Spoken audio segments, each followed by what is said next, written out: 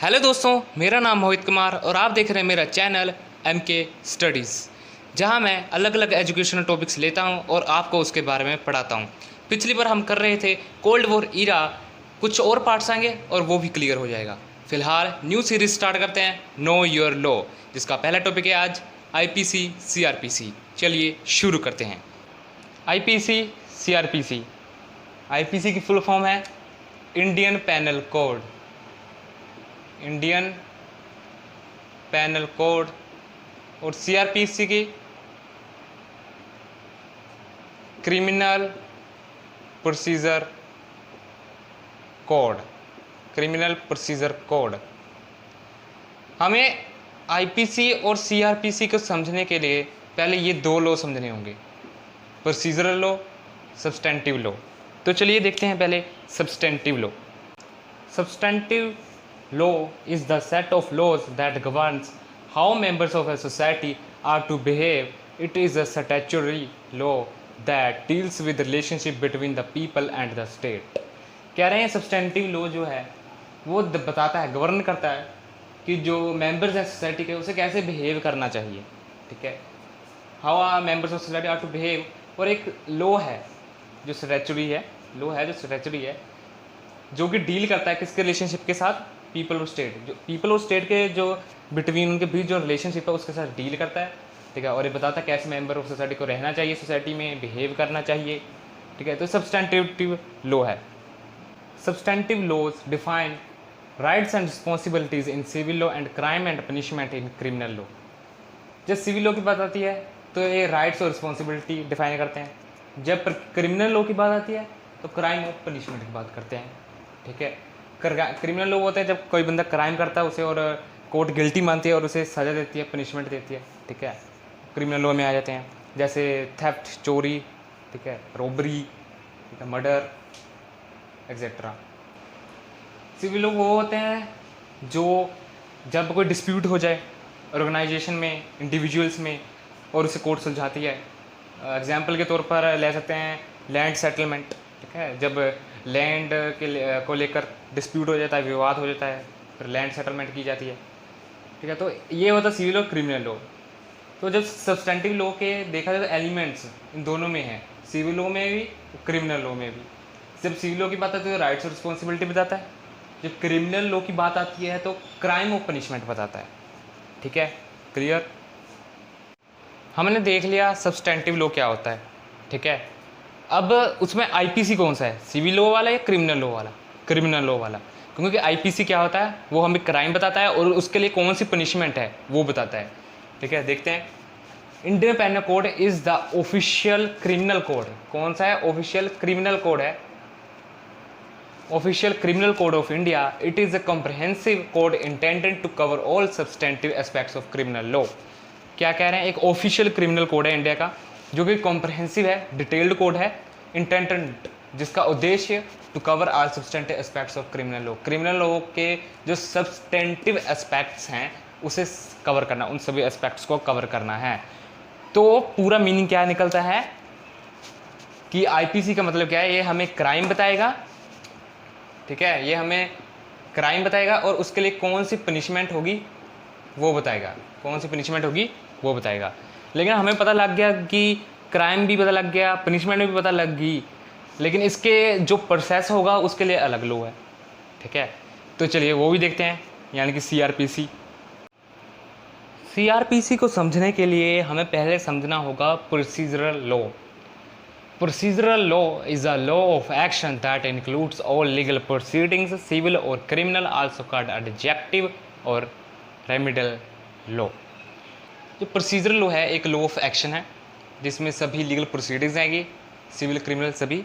इसे एडजेक्टिव और remedial law भी कहा जाता है। मतलब क्या है? और प्रोसीजरल लॉ एक प्रोसीजर है। ठीक है, जैसे सब्सटेंटिव लॉ में बताया गया है क्राइम और उसके लिए पनिशमेंट, लेकिन पनिशमेंट देनी कैसे है उसका प्रोसीजर लॉ बताता है। कैसे?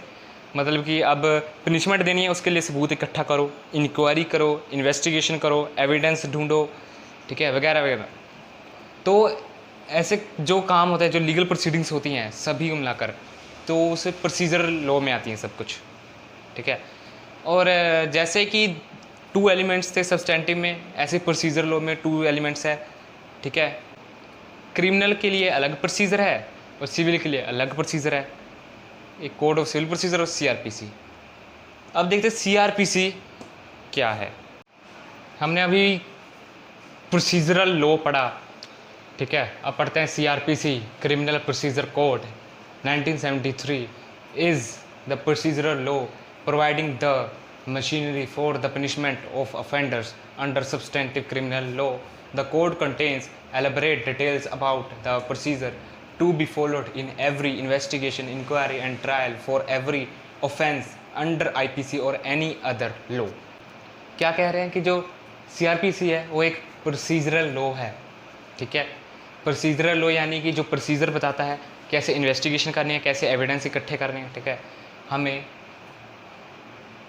प्रोवाइडिंग द मशीनरी, प्रोवाइड करता है मशीनरी, ठीक है, punishment of offenders under substantive criminal law, यानी कि जो सब्सटेंटिव क्रिमिनल लॉ के अंडर ऑफेंडर्स हैं जिन्होंने क्राइम किया है उन्हें पनिशमेंट मिलेगी, ठीक है। अब उसके जो प्रोसेस है उसके लिए मशीनरी प्रोवाइड करवाता है। क्या देता है? मशीनरी देता है कि आप इन्वेस्टिगेशन करो, पुलिस आएगी, इंक्वायरी होगा, ठीक है, एविडेंस ढूंढना है, तो ये सब प्रोसीजर करने के लिए हमें मशीनरी देता है। The code contains elaborate details about the procedure to be followed in every investigation, inquiry and trial for every offence under IPC or any other law. एक कोड पूरा मतलब एलोबरेट कर देता है कि कौन सा प्रोसीजर हर एक इन्वेस्टिगेशन, हर एक इंक्वायरी और ट्रायल में कैसे प्रोसीजर होगा, वो सब एलोबरेट कर देता है, सब एक्सप्लेन कर देता है कैसे प्रोसीजर फॉलो किया जाएगा, ठीक है, हर ऑफेंस के लिए जो कि IPC के अंडर आता है, ठीक है, या फिर कोई और लॉ हो गया उसके अंडर आता है। हर ऑफेंस के लिए, हर क्राइम के लिए, मतलब कि हर कोई भी अपराध के लिए कोई जो प्रोसेस होगा कैसे होगा। तो पूरी बात देख कर लगता है कि जो CRPC है वो एक प्रोसीजर लॉ है, ठीक है, जो कि प्रोसीजर बताता है। जैसे सब्सटेंटिव क्रिमिनल लॉ या फिर IPC हमें क्राइम बताता है और उसके लिए कौन सी पनिशमेंट होगी वो बताता है, ठीक है। अब उसके लिए कौन सी प्रक्रिया होगी पनिशमेंट देने के लिए उस ऑफेंडर को, ठीक है, उस प्रोसीजर को इसमें लिखा गया है, पूरा एलोबरेट कर दिया गया है, पूरा एक्सप्लेन कर दिया गया है। जैसे कि इन्वेस्टिगेशन करना है, एविडेंस इकट्ठे करना है, इंक्वायरी करनी है, ट्रायल करना, ठीक है। तो ये पूरा क्रिमिनल प्रोसीजर कोड था। अब देखते हैं इसके डिवीजन कितने कितने में हुए हैं। तो देखते हैं दोनों कैसे डिवाइड किया गया है। IPC को चैप्टर्स 23 सेक्शंस 576 में डिवाइड किया गया है और इसे कैसे डिवाइड किया गया है, चैप्टर्स 37 सेक्शंस 484 फॉर्म्स 56 शेड्यूल्स 2 में डिवाइड किया गया है और IPC को 77 टाइम्स अमेंड कर दिया गया है। अब दोनों का देखते हैं पास्ट कैसे बने दोनों, मतलब इनकी डेट्स इंपॉर्टेंट। IPC को first law commission of India जो कि 1834 में इस्टेब्लिश हुई थी under the charter act of 1833 के रिकमेंडेशन पर बनाया गया था, ठीक है। और चेयरमैन कौन थे इसके? Thomas Babington Macaulay. CRPC enact किया गया था 1973 में और फोर्स में कब आया था? 1 अप्रैल 1974 को। मैंने आपको बताया था कि सब्सटेंटिव के 2 एलिमेंट थे, सिविल लॉ और क्रिमिनल लॉ। चलो वो तो क्लियर हो गया था, लेकिन अगर क्रिमिनल लॉ का प्रोसीजर है तो क्या सिविल लॉ का प्रोसीजर है? उसके लिए भी बना है कोड ऑफ सिविल प्रोसीजर। मतलब कि जैसे क्रिमिनल लॉ में उसके लिए प्रोसीजर बताया गया है, ऐसे इसमें भी प्रोसीजर ही बताया गया है। चलो इसका डिवीज़न देखते हैं। ये 2 पार्ट्स में डिवाइड किया गया है। पहले पार्ट में 158 सेक्शंस हैं और फर्स्ट शेड्यूल जिसमें 51 ऑर्डर्स और रूल्स हैं और इसकी डेट 1908 है, ठीक है। इस पर भी एक डिटेल्ड वीडियो बनेगी और क्रिमिनल और सिविल लॉ पर भी डिटेल्ड वीडियो बनेगी। तो thank you so much. Like करें, सब्सक्राइब करें, शेयर करें, कमेंट भी करें। अगर आप हमें कोई टॉपिक सजेस्ट करना चाहते हैं तो भी करें। सब्सक्राइब कर दें, लाइक कर दें, क्योंकि आपके एक लाइक और सब्सक्राइब से मुझे मोटिवेशन मिलता है कि और ऐसी वीडियो बनाऊं। So thank you so much.